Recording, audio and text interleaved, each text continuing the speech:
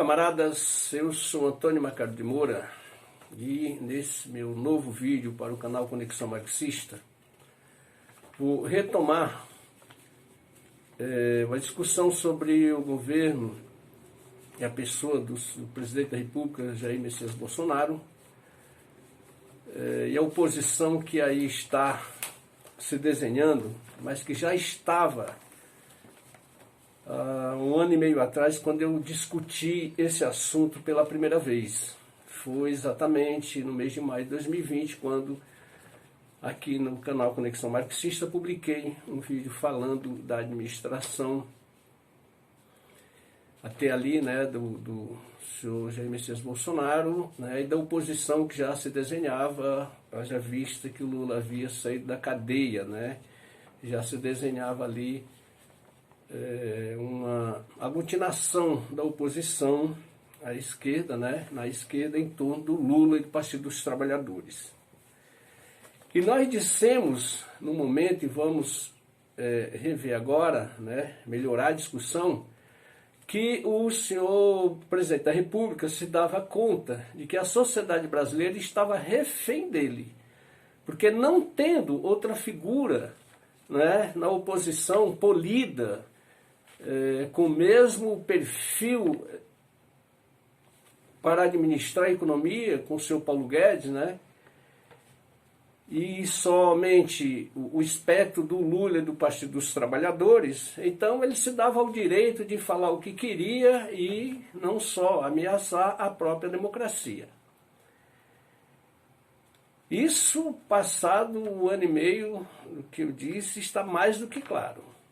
Apesar de tudo que já se sabe, o que o senhor presidente fez até hoje, uma quantidade considerável de crimes, entre eles a questão da gestão da pandemia, a classe dominante brasileira que vinha até há um ano e meio atrás pensando, né, numa oposição que se desenvolveria para além de Lula e a figura do presidente Bolsonaro, não encontrou até agora nenhuma figura que fique ali entre os dois. Pelo contrário, quem tem voto é o Bolsonaro e o Lula, é o que dizem as pesquisas. Portanto, os meios de comunicação, todos os aparelhos ideológicos aí que levaram o Bolsonaro à presidência da República e que num dado momento começaram a se estranhar com a forma, com o linguajar, as ameaças dele, não encontrando uma terceira via, né, como se alardeia por aí, tende a abraçar Bolsonaro de novo. Está mais do que claro hoje. Já se desenhava isso há um ano e meio atrás e agora está mais do que claro. Com uma diferença. O presidente apostou tudo naquele dia 7 de setembro, e quem ali não imaginava que no dia 8 para frente os militares estariam nas ruas e que o golpe estaria consolidado. Esse discurso agora, ele já parece que vai ser deixado de lado, de alguma forma. Porque se não se deu ali, por que se daria, né? De qualquer forma, a sociedade continua, como tínhamos dito naquele momento, refém da figura do presidente da República. E também havíamos dito que, ao contrário do que se imaginava, que Lula, ao sair de lá, ganharia o país afora aí, organizando a esquerda, propondo, etc. e tal. Nada disso aconteceu. Pelo contrário, mais do que claro que se mantém hoje, esperando 2022, e o que é melhor, se apresentando como sendo o candidato, como saída para a crise em que o governo de Jair Messias Bolsonaro lançou a economia brasileira e o descrédito por todo o mundo. Quem melhor definiu essa situação que a gente vive, ou essa suposta polarização, foi o economista Edmar Baixa, numa entrevista para a Folha de São Paulo, quando disse que Bolsonaro é um risco para a democracia e o Lula um risco para a economia. É evidente que isso é falso. Do ponto de vista ideológico, econômico, é completamente falso. Porém, para um setor, o agronegócio, o grande capital financeiro e a extrema-direita em geral, sem contar a necessidade do imperialismo, estão de acordo com essa premissa. A polaridade, se existe, é no plano eleitoral, é o que mostram as pesquisas, né? Potencial eleitoral. O desespero do segmento da burguesia brasileira se dá exatamente aí, né? Que não achou, como dissemos ainda há pouco atrás, essa terceira via. Do ponto de vista eleitoral, isso está muito bem demarcado. E do ponto de vista como administrar o sistema. As manifestações pró-Bolsonaro, as motocicletas dele, a campanha dele, que já está nas ruas há muito tempo, que o Lula não pode fazer o mesmo, senão o TSE pode ir para cima dele. Deixa isso bem claro. Os que vão nas suas motocicletas, os que vão em suas manifestações, defendem com unhas e dentes esse modelo econômico aí, o Paulo Guedes, e até o aprofundamento do desastre social. Isso está claro. Eles são irredutíveis com relação a isso, inclusive defendendo que, se necessário, apelar para as armas, fechamento do Congresso, do Supremo, isso aí que a gente conhece. Por outro lado, quando nós, na esquerda, os vermelhos, vão às ruas, o que tem para defender? Exatamente o legado do Lula, o que foi o governo, os dois governos do Lula, os 8 anos de Lula e mais 4, 6 anos de Dilma Rousseff. É esse a polarização. É a forma de como vai administrar o sistema, que o Luiz Inácio continua defendendo, né, agora com mais segurança do que antes, porque já fez, que é necessário incluir, e é necessário, evidentemente, a massa das camadas pauperizadas no orçamento, coisa que o setor considerável do grande capital não quer mais ouvir falar. E a questão central é possível ainda fazer isso? Essa é a questão central. Com relação à defesa da democracia, é evidente que aquela que a gente leva, nós da esquerda levamos às ruas, ali, calcada no combate, o desemprego, por mais emprego, contra a fome, contra os massacres dos pobres, contra a precarização do trabalho, contra a entrega do patrimônio, do que resta do patrimônio público às transnacionais, ao capital imperialista.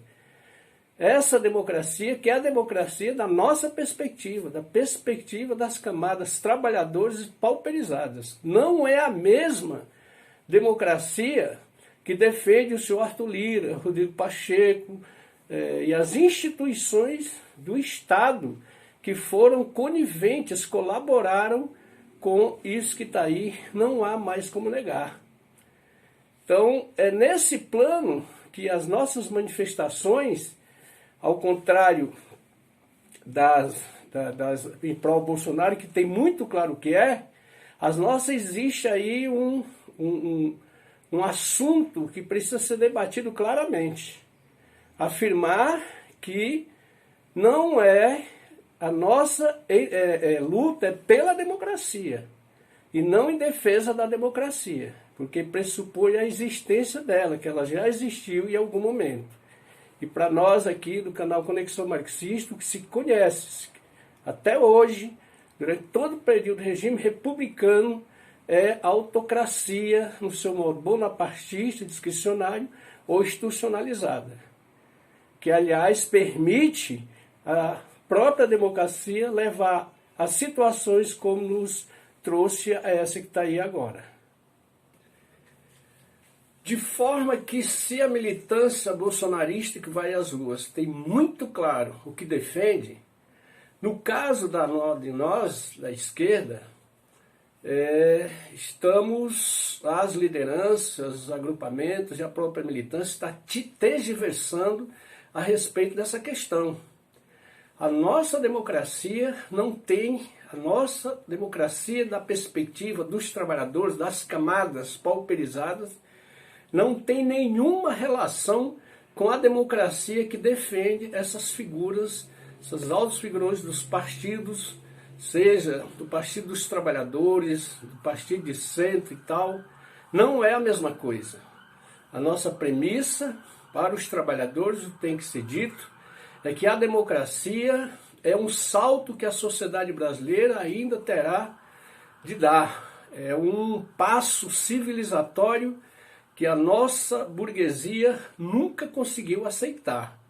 Daí, só conhecemos essencialmente a autocracia burguesa nas suas formas bonapartista, discricionária, ditadura militar, e autocracia institucionalizada, como foi a que vivemos entre 46 e 64 e agora da década de 80 até a chegada do senhor Jair Messias Bolsonaro ao poder, que achou por bem, até por uma necessidade do passo à frente da burguesia brasileira, que não tem mais muito o que oferecer, como fora durante esse período constituinte, né, com a Constituição Cidadã.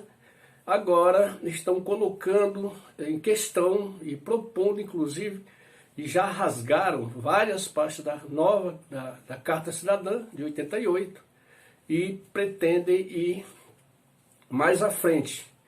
E esse é o grande problema para a direita hoje e a extrema-direita.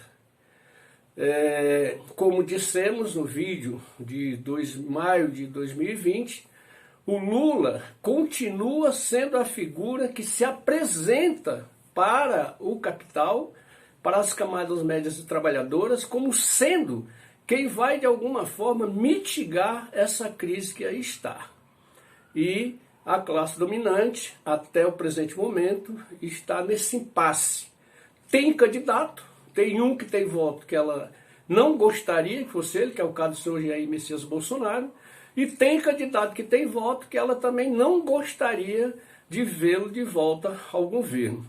Até porque seria o fracasso completo de tudo que ela fez nos últimos 10 anos, de 2013 para cá, praticamente uma década, para, digamos assim, dar cabo do Partido dos Trabalhadores, Luiz Inácio Lula da Silva, mas principalmente da experiência, digamos aqui, entre aspas, exitosa da administração do capitalismo, que foi os períodos do governo Luiz Inácio Lula da Silva e da Dilma Rousseff.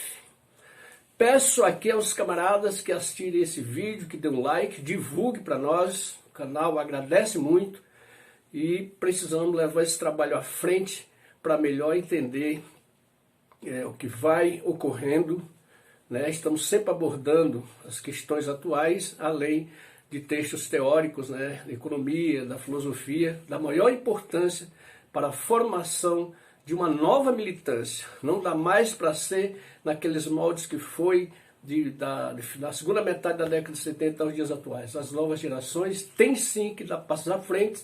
Isso significa partir de onde chegamos daqui para frente.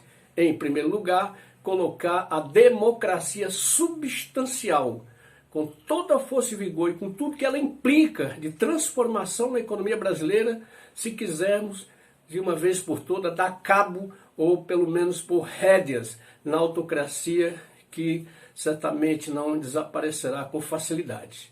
Agradeço quem colaborar, dá um like e divulga o nosso vídeo. Muito obrigado.